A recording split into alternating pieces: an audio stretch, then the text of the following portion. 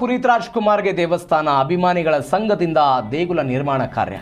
ಭದ್ರಾವತಿಯ ಚಾಮೇಗೌಡ ಬಡಾವಣೆಯಲ್ಲಿ ನಿರ್ಮಾಣ ಮಾಡಲಾಗ್ತಿದೆ. ದೇಗುಲ ಕಟ್ಟೋದಕ್ಕೆ 35 ಲಕ್ಷ ರೂಪಾಯಿ ವೆಚ್ಚ ಮಾಡಿದ್ದಾರೆ ಅಭಿಮಾನಿಗಳು. ಜನವರಿ 22ನೇ ತಾರೀಕಿಗೆ ಡಾಕ್ಟರ್ ರಾಜ್ ಮತ್ತು ಪುನೀತ್ ರಾಜ್ಕುಮಾರ್ ಅವರ ಕಂಚಿನ ಪ್ರತಿಮೆ ಸ್ಥಾಪನೆ ಆಗುತ್ತೆ.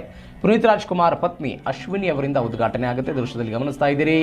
ಕರ್ನಾಟಕದ ವರನಟ ಡಾಕ್ಟರ್ ರಾಜ್ಕುಮಾರ್ ಅವರ ಪುತ್ರ ಪವರ್ ಸ್ಟಾರ್ ಪುನೀತ್ ರಾಜ್ಕುಮಾರ್ ಅವರಿಗೆ ದೇಗುಲವನ್ನು ಕಟ್ಟಿದ್ದಾರೆ ಅಭಿಮಾನಿಗಳು. ಡಾಕ್ಟರ್ ರಾಜ್ಕುಮಾರ್ ಮತ್ತು ಪುನೀತ್ ರಾಜ್ಕುಮಾರ್ ಅಭಿಮಾನಿಗಳ ಸಂಘದಿಂದ ದೇಗುಲ ನಿರ್ಮಾಣ. ದೇಗುಲದಲ್ಲಿ ಡಾಕ್ಟರ್ ರಾಜ್ಕುಮಾರ್ ಹಾಗೂ ಪುನೀತ್ ರಾಜ್ಕುಮಾರ್ ಅವರ ತಲಾ 3 ಅಡಿ ಎತ್ತರದ ಕಂಚಿನ ಪ್ರತಿಮೆಯನ್ನು ನಿರ್ಮಾಣ ಮಾಡಲಾಗಿದೆ. ಭದ್ರಾವತಿ ನಗರದ ರೈಲು ನಿಲ್ದಾಣ ಬಳಿಯ ಚಾಮೇಗೌಡ ಬಡಾವಣೆಯಲ್ಲಿ ಇದನ್ನು ನಿರ್ಮಿಸಲಾಗಿದೆ.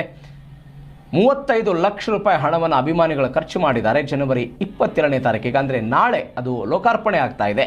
ಪುನೀತ್ ರಾಜ್ಕುಮಾರ್ ಅವರ ಪತ್ನಿ ಅಶ್ವಿನಿ ಅವರಿಂದ ನಾಳೆ ಬೆಳಗ್ಗೆ 11 ಗಂಟೆಗೆ ಪ್ರತಿಮೆ ಮತ್ತು ದೇಗುಲ ಲೋಕಾರ್ಪಣೆ ಆಗ್ತಾ ಇರೋದು.